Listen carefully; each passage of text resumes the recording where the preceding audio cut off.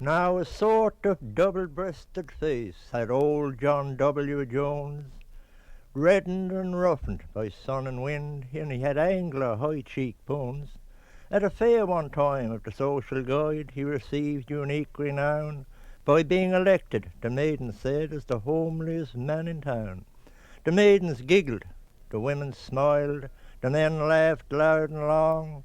Old John W. leaned right back, and he ha-ha'd good and strong. But never was jest too broad for him, through all of the quibs and chaff that assailed his queer old mug through life. He had but a hearty laugh. Ho, ho, he roared, ha-ha, it's not. That's me, my friends, that's me. Now ain't that the most queer-angled phiz that ever you chanced to see? Then he'd tell us this little tale. 'Twas one dark night, you see, I was riding along through a piece of wood, and there wasn't a ray to see. Well, all at once my cartwheels locked with another old chap's cart. We gee'd, we backed, but we hung there fast, neither of us could start. Then the stranger man, he struck a match to see how we'd get away, and I saw that he had the homeliest face I've seen this many a day. Well, just for a joke, I grabbed his throat, pulled my pipe case out. The stranger thought I had a gun, and he hollered good and stout.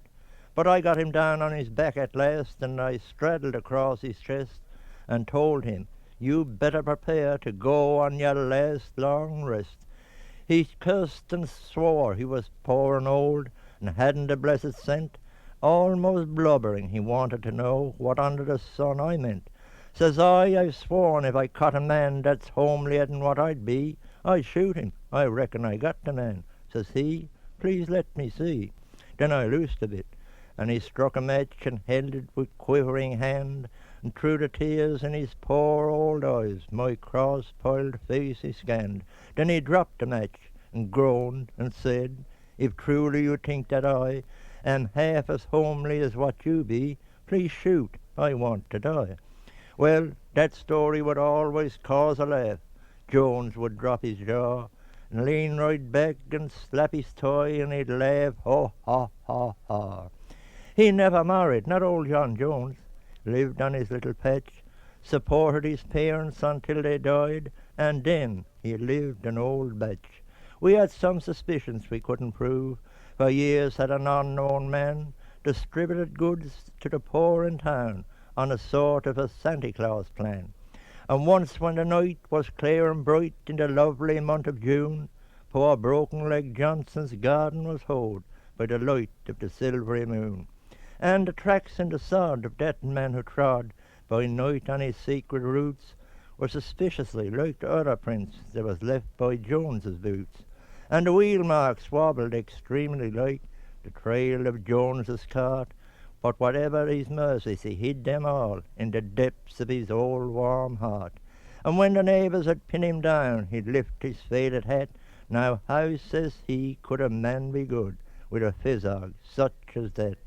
Then came the days, the dark bleak days, the smallpox swept the town, and the hospitals crowded from sill to eaves, and the nurses taken down, and panic reigned, the best went wild, and even the doctors fled.